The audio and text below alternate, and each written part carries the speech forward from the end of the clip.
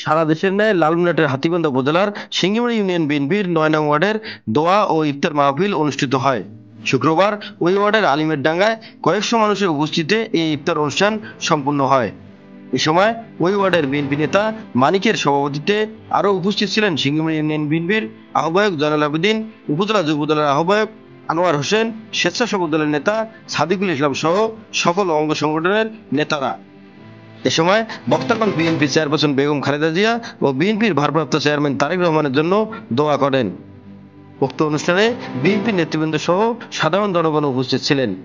আমাদের রেজিস্ট্রার ভাই এবং আমাদের লালমনিরহাটের অধ্যক্ষ আসাদ ভাইয়ের নেতৃত্বে ওনাদের নির্দেশে আমরা যে ইফতার আয়োজন করেছি এই জন্য সবাইকে ধন্যবাদ।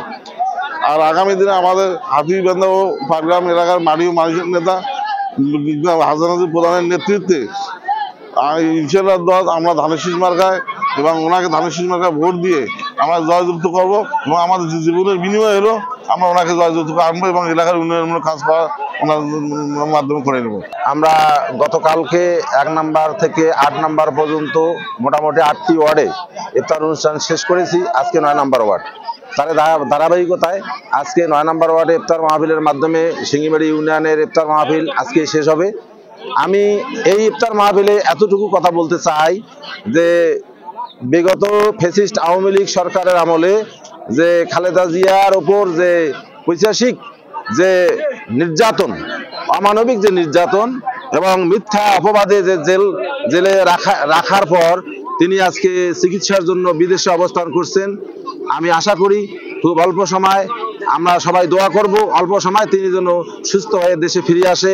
এবং আমি ইতিমধ্যে শুনছি আমাদের আগামী দিনের দেশনায়ক তারেক রহমান গতকাল থেকে ওনার সমস্ত মামলা ঝামলা শেষ হয়ে গেছে। আমরা দোয়া করব উনি যেন সুস্থ থেকে অল্প সময়ের মধ্যে আমাদের দেশে এসে বাংলাদেশ জাতীয়তাবাদী দল বিএনপির রাজনীতির হাল ধরে, আমরা এই আশাবাদী ব্যক্ত করব।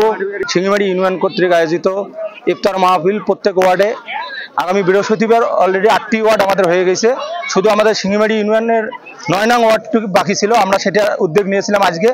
আমাদের এই ইফতার মাহফিলের সভাপতিত্ব করতেছেন আমাদের এই ৯ নং ওয়ার্ডের বিএনপির সাবেক সদস্য সচিব আমাদের মোতালেব মামা।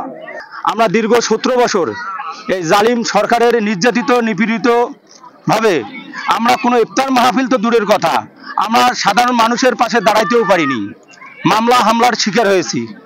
আমরা দীর্ঘ 17 বছর পর এইরকম একটি খোলা মাঠে, মাদ্রাসার মাঠে আমরা ইফতার মাহফিল করতে পারছি এখন। এই কারণে সবাই আমরা বলি আলহামদুলিল্লাহ।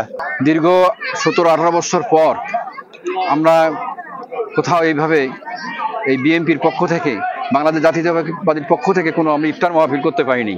তো এখানে লাখো কোটি শুকর।